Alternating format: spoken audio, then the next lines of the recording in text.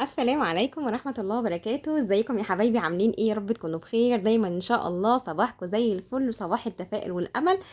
اللهم صل وسلم وبارك على سيدنا محمد وعلى اله وصحبه وسلم اجمعين. دعواتكم لنا بالخير وبالصحة والسلامة والعافية دايما ان شاء الله. فيديو قوي جدا معانا، وهنقول حاجات كتيرة ومعلومات كتيرة جدا عن غسالة الأطباق، وهنعمل كمان روتين سريع وجولة كمان سريعة، وهنشوف مع بعض احنا هنعمل ايه دلوقتي. أولا هنرد على كل الأسئلة اللي جات لنا على الفيسبوك أو على اليوتيوب بخصوص غسالة الأطباق بكل حاجة فيها. المسحوق اللي أنا بستخدمه ايه، نوعه ايه، بالأسعار بتاعته، وازاي كمان بحط مسحوق، بحط قد ايه، وازاي بنضف الفلتر بتاعي وبفكه ازاي من بعضه، بنضفه ازاي وبنضفه كل قد ايه، وازاي احط مسحوق او قد ايه بحط مسحوق للغسالة عشان ما تعملش رغاوي من تحت وتبقى مش حلوة، وايه الحاجات اللي انا بعملها عشان الكوبايات بتاعتي تبقى تفضل نظيفة وزي الفل، وايه كمان الحاجات اللي انا بحطها عشان ريحه الغساله نفسها ما تبقاش كارفه وما تبقاش وحشه وتبقى كويسه وجميله، وليه المواعين بتاعتي تطلع زي الفل من الحلل والاطباق والكوبايات من غساله الاطباق. كل الاسئله دي واكتر ان شاء الله هنجاوبها في الفيديو دوت، فتابعوني باذن الله. ما تنسوش بلايك وشير واشتراك للقناه لو انت لسه مش مشترك. بس انا قلت اول حاجه اول ما ابدا يومي كده الحمد لله صلينا الفجر وقلت بسم الله ودخلت على المطبخ، لان انا عندي الميه بتاعتي، الميه عندي يعني بتقطع او بتبقى ضعيفه بالنهار، وما ينفعش ابدا تشغلي غساله الاطباق بتاعتك وهي الميه بتاعتك ضعيفه، استحاله يعني، ما تجربيش اصلا. هنا بقى بسلق بيض، وهنعرف شو بعد شويه كده بسلق بيض ليه، مش ليا يعني بس بسلق بيض لحد تاني مهم جدا دلوقتي في حياتنا يعني. اول حاجه بعملها طبعا بنضف الرخامه، لان هي الرخامه دي اللي هحط عليها المواعين النظيفه والمش نظيفه، فلازم انضفها كويس جدا الاول وتتلمع وتتنضف وتبقى زي الفل. لان انا لسه يعني ما طلعتش المواعين اللي في غساله الاطباق. انا بعمل ايه بقى؟ الناس اللي ما تعرفش، زي ما قلت لكم كده، انا بدخل المطبخ ببدا ان انا اطلع المواعين اللي موجوده فيها في غساله الاطباق. يعني انا بسيبها تغسل المواعين، وبسيبها المواعين موجوده فيها تصفي خالص. للناس اللي بتقول المواعين ما تبقى مبلوله ومنديه والكلام ده، لا، سيبي يا حبيبتي المواعين جوه غساله الاطباق حوالي ساعه بعد ما تخلص من غير ما تفتحيها تماما، لان ده التعقيم بتاعها لازم تبقى معقمه وتبقى حلوه ونظيفه زي ما انت شايفه كده. انا بشيل المواعين بتاعتي نظيفه وزي الفل وما فيهاش ولا نقطه ميه، الا اذا كان الحرف اللي انت مثلا بعد ما هتكفي الحاجه، حله او طبق او حاجه، في حرف من فوق كده اللي هو بيبقى بارز شويه، ده ممكن تلاقي فيه ميه مهما عملتيه ومهما سبتيها، لازم هتلاقي فيه ميه. ده طبيعي جدا يعني، حتى لو انت ميه من الحنفيه وبتشطفي فطبيعي هتلاقي في الحرف دوت او في الزاويه ديت ميه. طيب، بعد خلاص ما الغسالة بتخلص غسيل المواعين بتاعتك، تبدأي تسيبيها ساعة على الأقل تصفي أو يعني تتعقم كويس جدا. بعد كده بتبدأي تعملي ايه؟ تبدأي تفتحي الغسالة وتسيبيها تهوي بقى براحتها خالص، نص ساعة ساعة براحتك خالص. هتلاقي الغسيل بتاعك أو المواعين بتاعتك بقت يعني نظيفة وزي الفل، وكمان ناشفة تماما، هتبقى ناشفة تماما. تمام. طيب انا بعمل ايه بقى دلوقتي؟ بجيب السله بتاعه المعالق والحاجه جنبي، ببدا اي معلقه الاقيها ببدا ان انا اشطفها طبعا تحت الميه او تحت الحنفيه، وابدا ان انا احطها عليها على طول. طبعا ميه جاريه لازم علشان الحاجه بتاعتك تبقى نظيفه وانت بتحطيها في غساله الاطباق. انت مش هتغسلي المواعين ولا هتنضفي المواعين ولا حاجه، بس على الاقل هتشيلي منها البقايا، مثلا بقايا من الرز، بقايا مكرونه، بقايا مثلا كنت عامله مكرونه، مثلا بقايا من صلصه المكرونه بيبقى فيها مثلا توم او بيبقى فيها قطع من البصل، ده طبعا استحاله تحطيها في غساله الاطباق، هتسدها لك وهتبقى مشكله جدا. كمان هتلاقي مثلا تفل بتاع الشاي، تفل القهوه، ممكن تفل القهوه عادي يعني. انا عرفت او سمعت ان تفل القهوه عادي، ومره عملتها ان انا حطيت يعني قصدا ان انا حطيت فنجان القهوه بالتفل بتاعه عادي، او يعني اللي هي البقايا بتبقى موجوده تحت كده في القهوه عادي، وكانت نطفت وما فيش اي حاجه حصلت خالص الحمد لله للفلتر، فده ممكن عادي يعني. لكن تفل الشاي لا، لان تفل الشاي من الحاجات الجامده اللي مش بتدوب، مش بتبوش. تمام. فدي طبعا نصيحة تانية لازم تلتزمي بيها. طب انا بحط ايه في الرف الاولاني او اللي فوق دوت؟ ببدأ ان انا احط الاطباق الصغيرة، ببدأ ان انا احط الكوبايات، الكاسات، ايا كان النوع اللي انا هحط فيه. طيب بعمل ايه؟ بحطهم جنب بعض كده، او ممكن احطهم في السنون اللي موجوده فوق. الغساله بتاعتي 139 وايت بوينت العبد، فدي اهو بحطها زي ما انتم شايفين اهو، مجات، كوبايات، اي حاجه بحطها كده.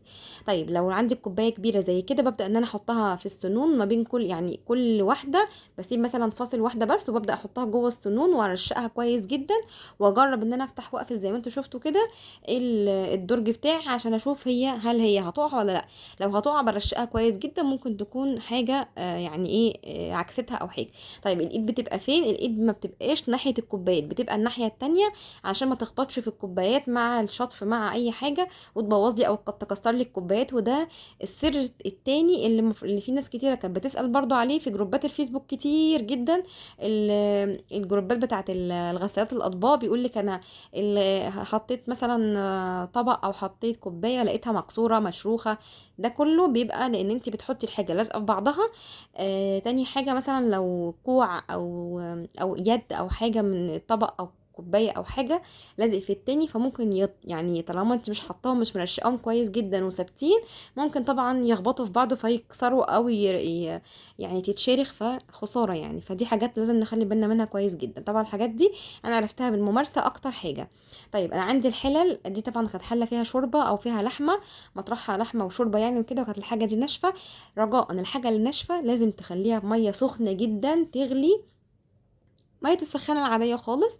حطي فيها ميه سخنه وابداي ان انت تدخلي الحاجه بتاعتك ديت نص ساعه او حاجه، انقعيها في ميه سخنه، وبعدين اعمليها بالفرشه او بالسلكه، سلكه المواعين العاديه. انت كده مش هتبقي غسلتيها، لا انت كده هتبقي نضفتيها من الحاجات الناشفه، لان بصراحه عمرها ما هتنضف جوه غساله الاطباق.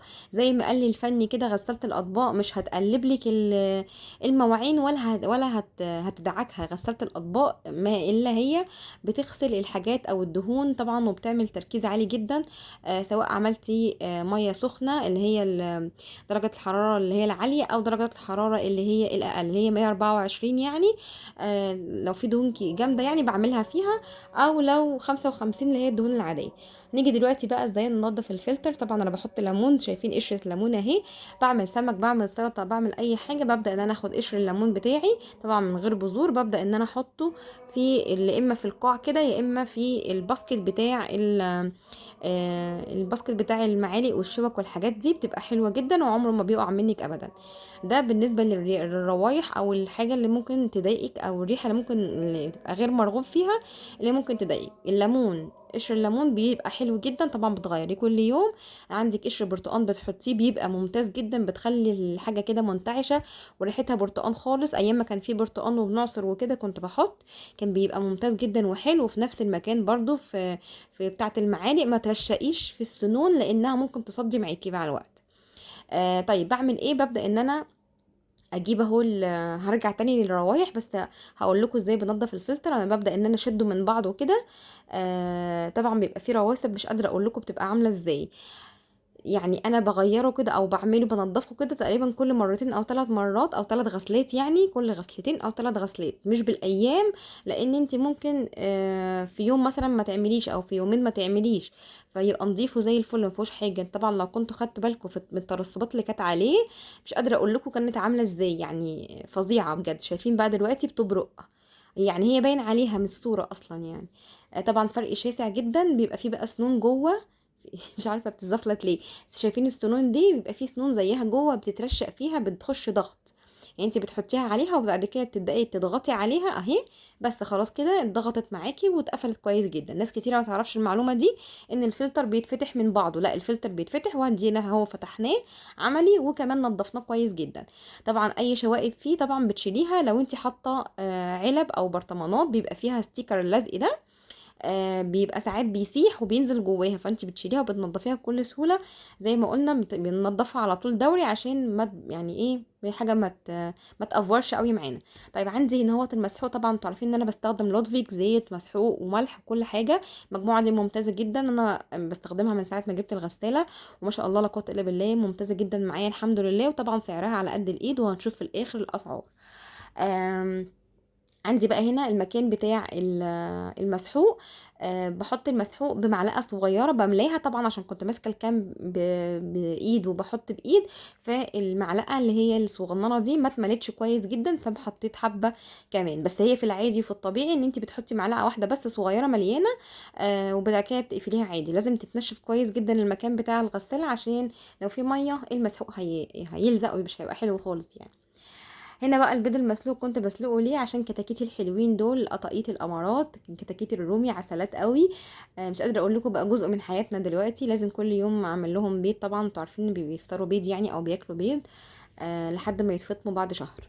ابو ملك بقى كان نزل جاب لنا بقى طعميه محشيه ومش محشيه بقى، وبتنجان وفين وقلت له نفسي في بسطرمه يعني، مع ان احنا كنا بدري جدا، احنا كنا الفجريه تقريبا، بس الحمد لله لقى حد بيبيع بسطرمه. حطيت بقى حته سمنه صغيره، بدات ان انا احط البسطرمه اقطعها كده. في ناس بتقطع بتعمل البيض وبعد كده بتحط البسطرمه، وفي ناس زي حالاتي كده بتقطع البسطرمه الاول وبعدين بتحط البيض. الاصح ايه؟ ان الاصح ان البسطرمه دي لحمه يعني، عباره عن لحمه نيه، لازم تاخد تشويحه الاول. طيب بالنسبه للبلوبيف، لا البلوبيف مش لحم ني، البلوبيف لحم مصنع. فعادي جدا تحطيه يعني. انا بحط البلوبيف بعد ما بس ما بقلي البيض، اخر مرحله يعني، يبقى فاضل على البيض تكايه كده وخلاص يستوي، ببدا ان انا احط البلوبيف وببدا ان انا اسخن كله في قلب بعضه، بيبقى زي الفل ما فيهوش اي حاجه. انا واحده من الناس ممكن اكل البلوبيف من العلبه من غير ما احطه على النار اصلا كمان. وملك بنتي كده برضو، بس انا بحطه لها على النار عشان يسخن، وبعدين بتاكله ممكن سندوتشات من غير بيض ومن غير حاجه. لكن البسطرمه لازم زي ما انتم شايفين كده، بصوا اول ما خدت صدمه اللون بتاعها اتغير، لكن البلوبيف مهما بتديله صدمه من اللون بتاعه مش بيتغير ولا اي حاجه، بيفضل زي ما هو لون البلوبيف عادي، لان هي لحمه مصنعه، لحمه مستويه اصلا يعتبر يعني. على فكرة، بيني وبينكم يعني انا بحب اكل البسطرمة نية، وساعات بعملها سندوتشات عادي، بس طبعا يعني مش صحي، يعني مش صحي خالص يعني. بس انا بقول لكم انا بعمله ايه. انا عارفة ان هي عادة سيئة، بس هو ده اللي انا بعمله. المهم خلاص خدت صدمة، وبدأت ان انا احط رشة صغيرة من الملح والفلفل، يعني بتاعتي كان فيها ملح وفلفل مع بعض، علشان خاطر حاجة، اللي دقتنا البسطرمة زي ما قلت لكم انا بحب اكلها نية، لقيتها دلعة جدا ما فيهاش اي ملح. المشكله بقى ان البسطرمه الجديده، الانواع الجديده بتاعه البسطرمه دي، تحس ان هي جديده يعني، تحس ان هي مش البسطرمه، مش طعم وريحه البسطرمه الاوفر اللي كانت موجوده في الاول بالثوم بقى بالحاجات دي، لا حاجه تانية خالص. دلوقتي تحس ان هي كده خفيفه، ويعني مش نفس الطعم خالص كده. الفطار بتاعنا كان خلص، عملت بقى كوبايتين شاي بلبن كده جامدين، وبعدين هنكمل يومنا على خير، وهنشوف المفاجاه اللي ابو ملك عملها لي دلوقتي. خليكم معايا. مفاجأة من أولها، هنروح مع بعض جولة كده سريعة في سيتي سنتر ألماظة. يا ريت أعرف أصور هناك، مش عارفة ولا لأ. ملوكة إيه بتسلم عليكم، سلمي عليهم يا كوكو. حطوا لايك. هنروح بقى دلوقتي، هو احنا كده بنلف خلاص، ده كده الكوبري بتاعه اهو. نبدأ بقى ان احنا نلف بقى عشان نركب العربية جوه ونشوف احنا هنعمل ايه مع بعض. بصوا بقى عشان ما تتلخبطوش زينا، عشان احنا قعدنا نمشي كتير كده قدام. آه قدام كده شويه فين يا وليد؟ انا عارف.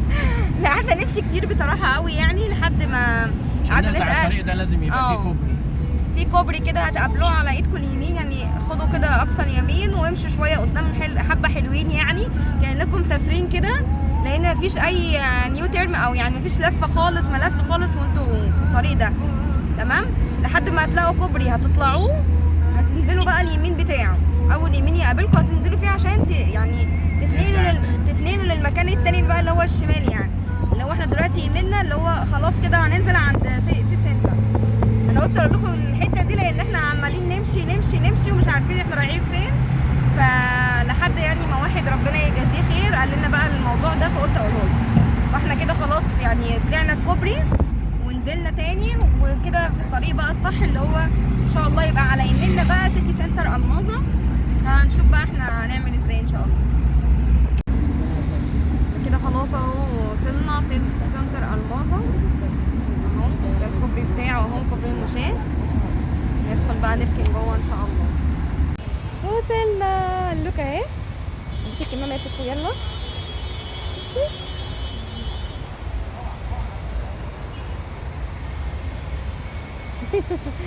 يلا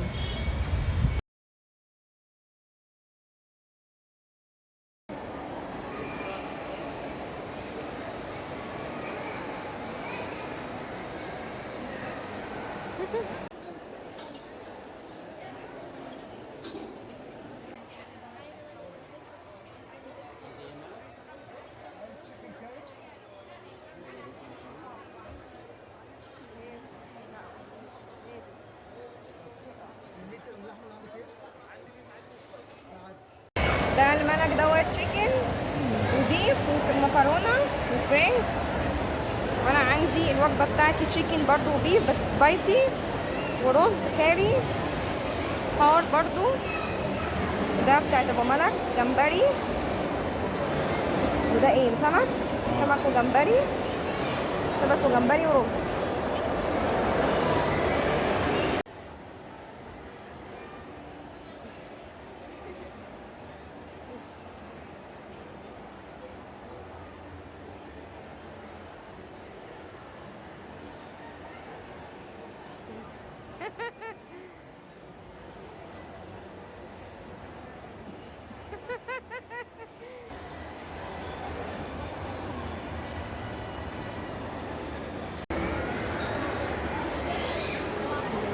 اكلنا. ايه رايك يا كوكو في الاكل؟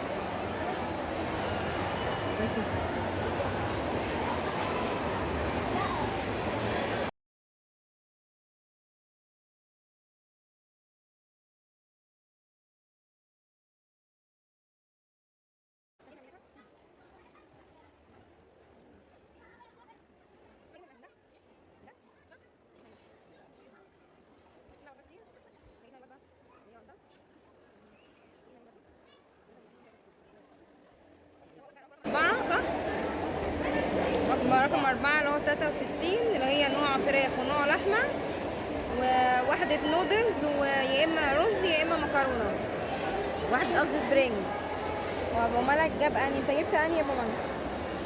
اللي هي 6 اللي هي رقم 6 دي 79 اللي هي نوع من الجمبري ونوع من الأسماك، وبرده واحدة سبرينج ويا إما رز يا إما مكرونة.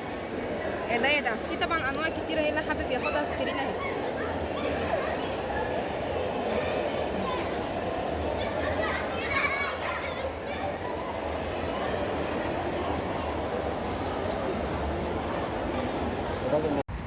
احنا خلصنا خلاص ومروحين اهو. ومالك راح عشان نجيب العربيه، وجينا جبنا شويه حاجات كده. انا مروح ان شاء الله هوريها لكم باذن الله.